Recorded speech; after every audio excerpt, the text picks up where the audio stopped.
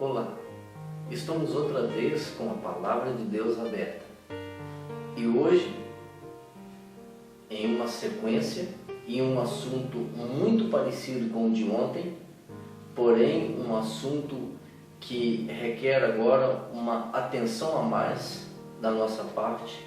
Nós vamos estudar a lição de hoje.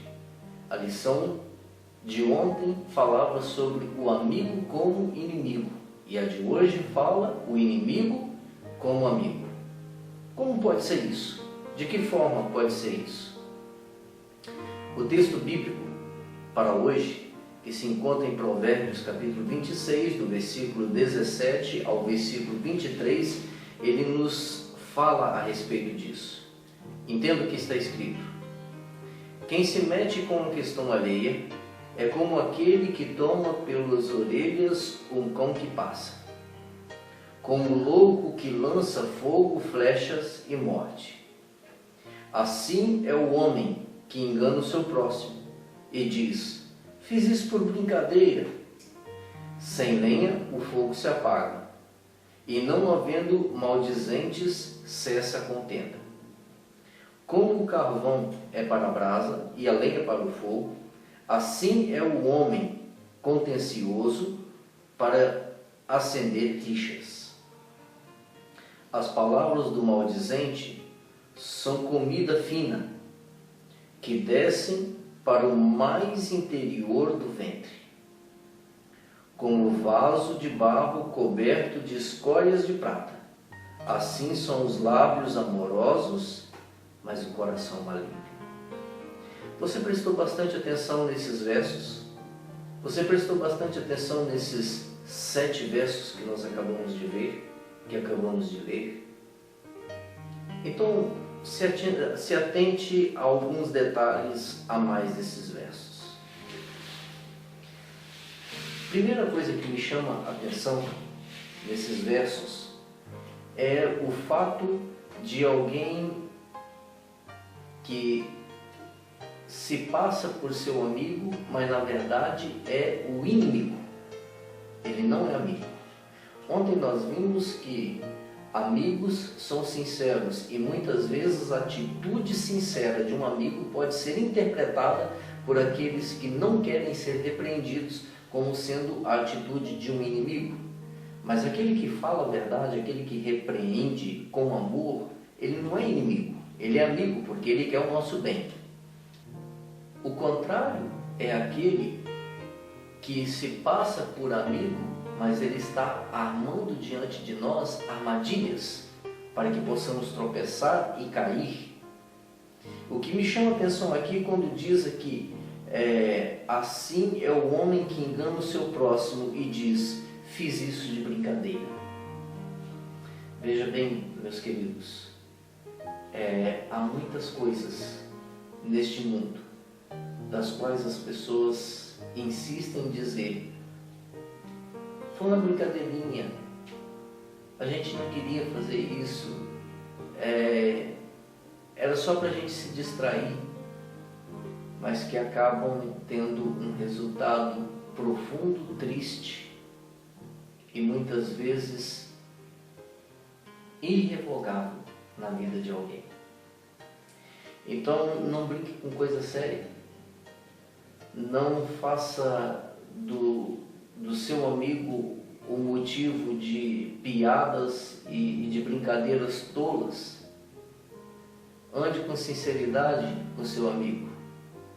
Isso não quer dizer que você precisa ser alguém carrancudo, triste ou com cara fechada para todas as possibilidades de brincadeiras, mas há brincadeiras que não são brincadeiras, que são um verdadeiro velório.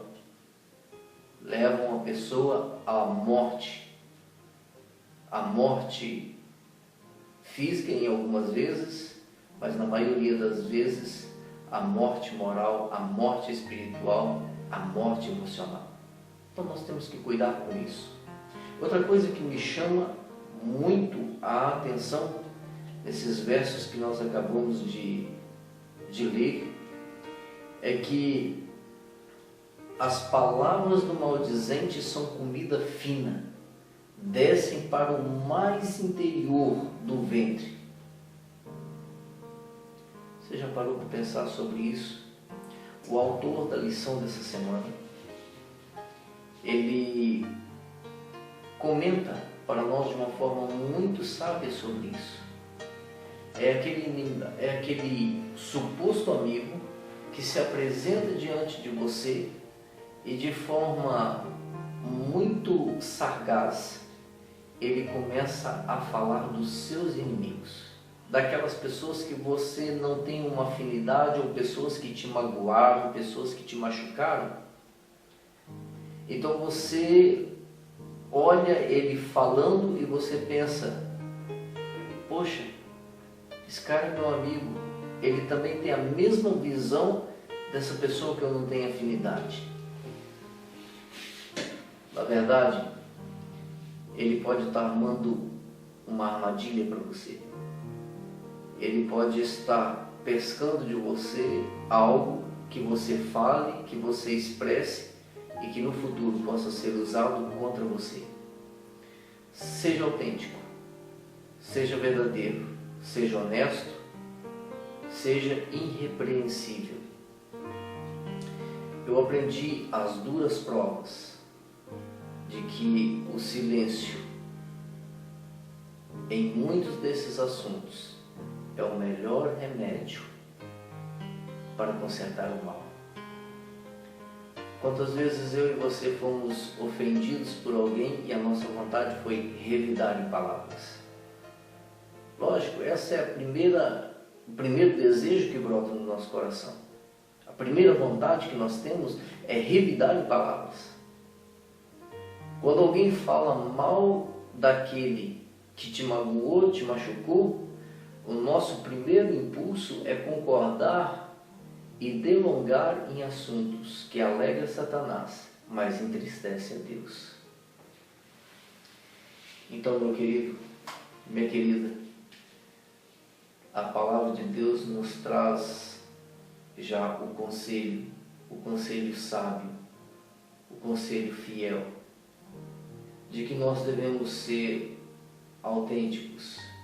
Se você tem alguma coisa contra alguém, vai lá e converse com ele. Converse em paz, converse com segurança, mas não deixe de falar a verdade, com medo de magoar.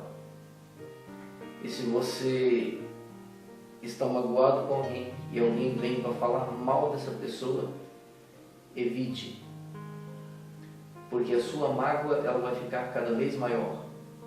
Você vai ouvir o outro falando e isso se influenciar a sua vida, você vai ficar cada vez mais irritado e daqui a pouco uma simples mágoa vai se transformar em ódio, e quando isso acontece, você está selando a sua vida por toda a eternidade aqui na terra, longe das mansões celestiais, porque aqueles que têm ódio no coração não entrarão no reino dos céus.